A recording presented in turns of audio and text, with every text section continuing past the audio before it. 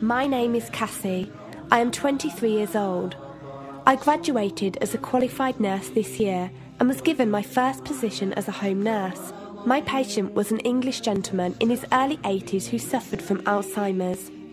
In the first meeting, the patient was given his record, and from it I could see that he was a convert to the religion of Islam, therefore he was a Muslim.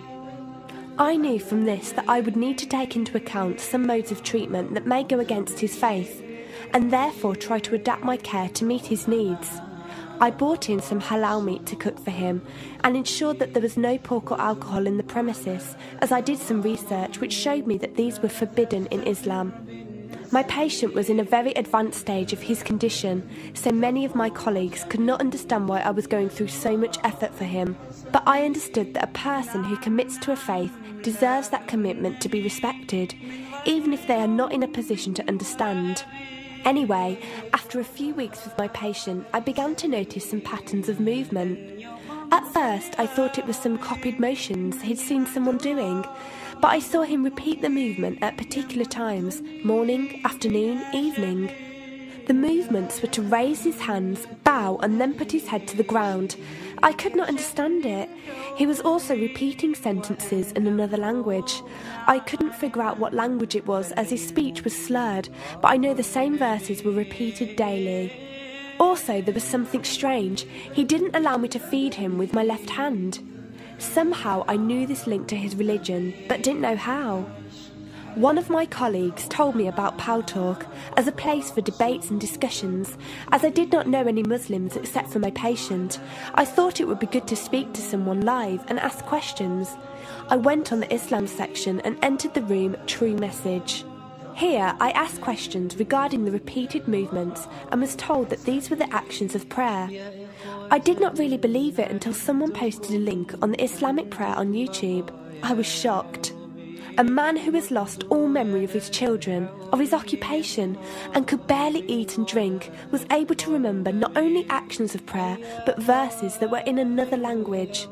This was nothing short of incredible, and I knew that this man was devout in his faith, which made me want to learn more in order to care for him the best I could.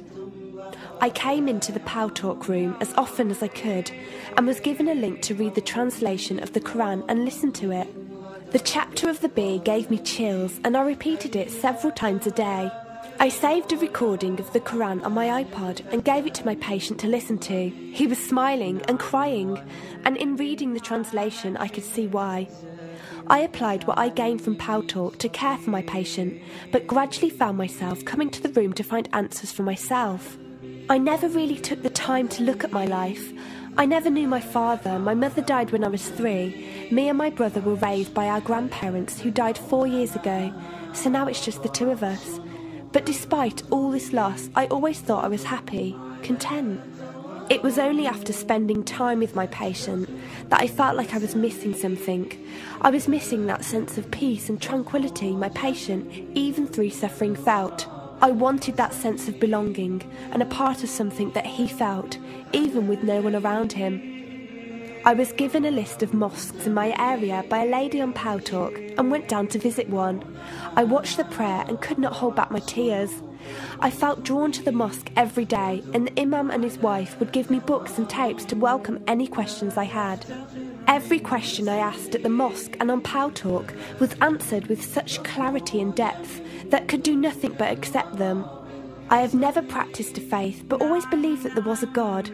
I just did not know how to worship him.